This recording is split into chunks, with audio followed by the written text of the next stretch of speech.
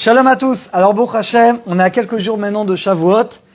Et une des qualités pour acquérir la Torah, c'est Emunat Chachamim, la croyance dans nos sages. Alors, le cours, il est dédié par un grand tzaddik, Yaakov Elbaz, une grande bracha matérielle, spirituelle pour lui, sa femme, ses enfants, et une refoua shelma de Mazal Bat Gabriela et de Sultana Bat Mesaouda.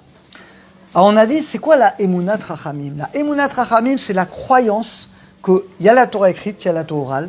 Et dans la Torah écrite, Hachem a écrit Lo taso yamin usmal b'divrei chachamim. Tu n'as pas le droit de te détourner de ce que disent les sages, ni à droite ni à gauche. Donc c'est Hachem lui-même qui nous ordonne de respecter tout ce que nous disent les sages. Chacun, on doit suivre les sages de notre génération. Et on va raconter une histoire exceptionnelle sur c'est quoi la Emouna, la croyance dans nos sages. C'est à l'époque du Baal HaTanya. Le Baal HaTanya, donc c'est l'Admour HaZaken, donc l'auteur finalement du Tanya, qui a vécu à peu près 200 ans. Et il raconte lui-même une histoire quand il était adolescent, donc avant qu'il devienne le grand maître, qu'il a été très connu bien entendu. Il raconte comme ça qu'une fois il était en chemin, il sortait de la yeshiva, il était dans une auberge, et il a dormi là-bas, il a mangé là-bas. Et il commence à parler avec l'aubergiste qui était un juif, un juif qui était pieux, pratiquant. Et il lui parle avec lui, il dit comment ça se passe dans ce village, combien de juifs vous êtes? Il dit non, on n'est pas beaucoup, on n'a même pas de quoi faire un minyan, je suis ici parce que moi j'ai ma parnassa. Et donc le Rav, donc, qui était jeune à cette époque, adolescent, lui dit mais attends, je comprends pas. Comment tu pries tous les jours? Il dit je prie seul. Il dit quoi? Tu pries seul? Il dit oui.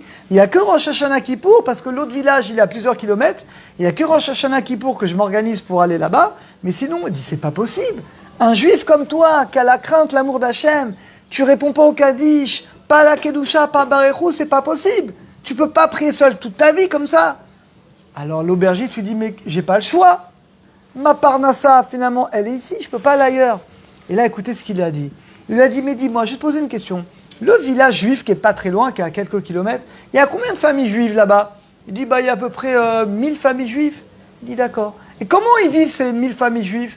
Je sais pas, chacun il a un métier, il a une parnassa. Et là, il lui dit, si pour ces 1000 familles, Hachem, il leur donne la parnassa, tu crois que toi, Hachem, ne va pas te donner la parnassa? Va habiter là-bas. Et par le mérite que tu vas habiter là-bas, pour que tu puisses prier tous les jours Béminian, c'est sûr qu'Hachem va te donner une grande parnassa. Il lui parle comme ça, il va dormir. Et le lendemain, qu'est-ce qu'il voit? Il voit les déménageurs, les camions, tout. Qu'est-ce qui se passe? Il dit, voilà, j'ai décidé de déménager, d'aller habiter là-bas dans le village. Il dit, mais c'est incroyable, comment vous avez pris cette décision? Eh bien voilà, tu m'as dit hier soir, j'ai compris que ce que tu as dit c'était vrai, eh bien j'ai pris sur moi de le faire. Regardez, c'était quoi à l'époque? Le lendemain matin, cet aubergiste, il a eu la Emouna. Pourtant, c'était un jeune, c'était un adolescent, mais c'était un sage. Il a compris que ce qu'il lui disait, c'était vrai. Eh bien, tout de suite, il a accompli.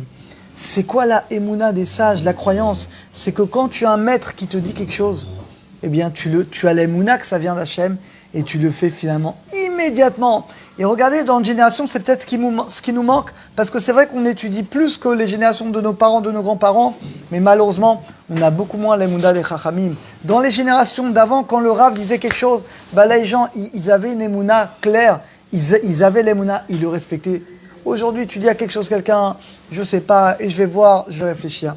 Alors voilà, une des 48 qualités peut-être la plus importante, c'est Emunat Chachamim. Qu'Hachem nous aide à avoir l'Emouna dans nos maîtres, dans les Chachamim, et par ce mérite-là, qu'on puisse recevoir la Torah à Shavuot, et recevoir beaucoup de Torah pour toute l'année, Bezrat Hachem.